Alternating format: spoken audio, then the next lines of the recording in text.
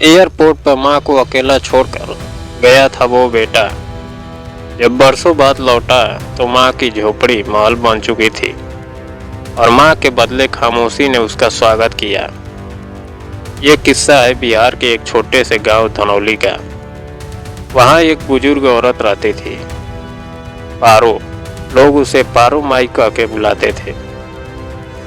उसका एक ही सहारा था, उसका बेटा राजू।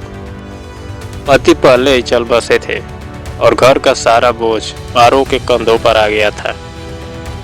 पारो खेतों में मजदूरी करती थी और दूसरों के घरों में बर्तन मांजती और खुद भूखी रह के राजू को 2 वक्त की रोटी देती थी। कहती थी, हम तब पेट बांध लेंगे बेटा, तू पढ़ लिख के बड़ा आदमी बन जा। राजू भी होशियार था।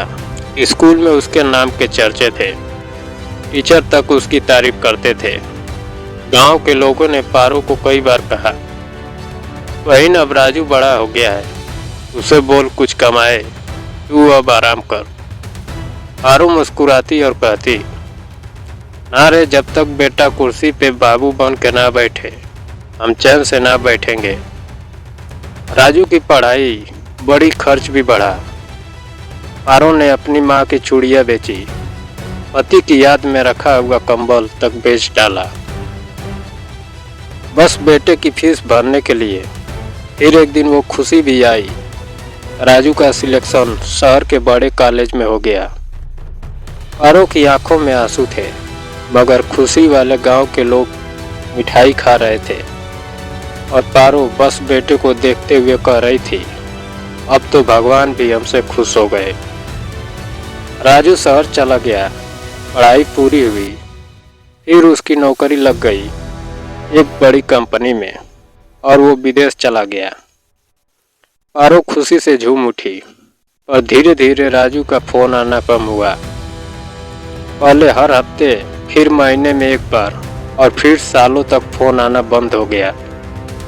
पारो रोज मंदिर जाती और भगवान से बस एक ही मन्नत मांगती, हे भगवान, एक बार हमारा बेटा लौटा दे, बस एक बार। गांव के लोग ताना देने लगे, पारो माई, तेरा बेटा तो विदेश में राजा बन गया, तू यहाँ अबहिन गोबर ढोवत बाड़ी।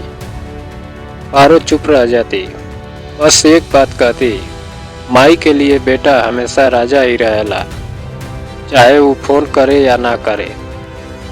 जब राजू पहली बार विदेश जा रहा था तब एयरपोर्ट तक पारो भी साथ गई थी। आखिरी बार बेटे को गले से लगाया और कहा, बेटा जहाँ भी रहो अपनी माई के संस्कार मत भूलना। राजू ने मुंह फेर लिया। वहाँ खड़ी उसकी नई दुनिया अंग्रेजी बोलने वाली मेकअप में लिपटी प्रेमिका शर्मिंदा कर रही थी। उसने कहा, माँ अब तुम गांव लौट जाओ, मैं बिजी रहूँगा, कॉल मत करना बार बार। पारो बस मुस्कुराई और बोली, ठीक बा बेटा, तू खुश रहो, माई तहे दिल से दुआ देती है। सालों बीत गए।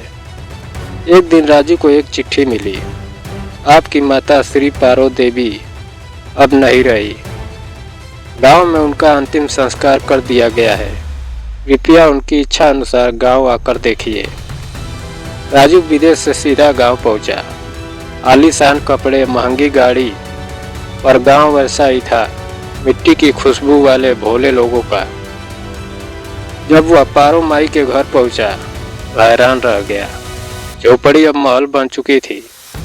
वही आंगन जहां राजू खेला करता था अब एक पुस्तकालय बन चुका था।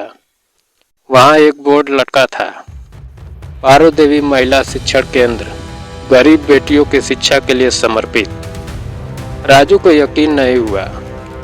वहाँ गांव में मुखिया ने बताया, तेरी माँ ने जो खेत में मजदूरी से कमाया वो सब गांव की बेटियों की पढ़ाई में लगाया। तू तो भूल गया था, लेकिन वो रोज तेरा नाम लेकर दुआ मांगती थी। राजू की आंखों से आंसू बहने लगे। उसने माँ के कमरे में जाकर उनकी तस्वीर के आगे सिर झुका दिया।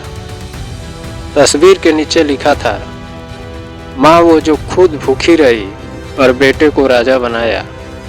राजू ने रोते हुए कहा, माँ मुझे माफ़ कर दो, मैंने आपको अकेला छोड़ दिया। तभी पीछे से गांव की एक बूढ़ी औरत ने कहा, माफ़ी मांग के का करबा, तू जिंदा रह के भी माई के साथ ना रहला। अब वो तो भगवान के घर चली गई, जाके वही माफ़ी मांगा। राजू वही जमीन पर बैठ गया, एकदम टूट चुका था। अब उसके पास सब कुछ था, पैसा, नाम, शोहरत, पर माँ नहीं थी।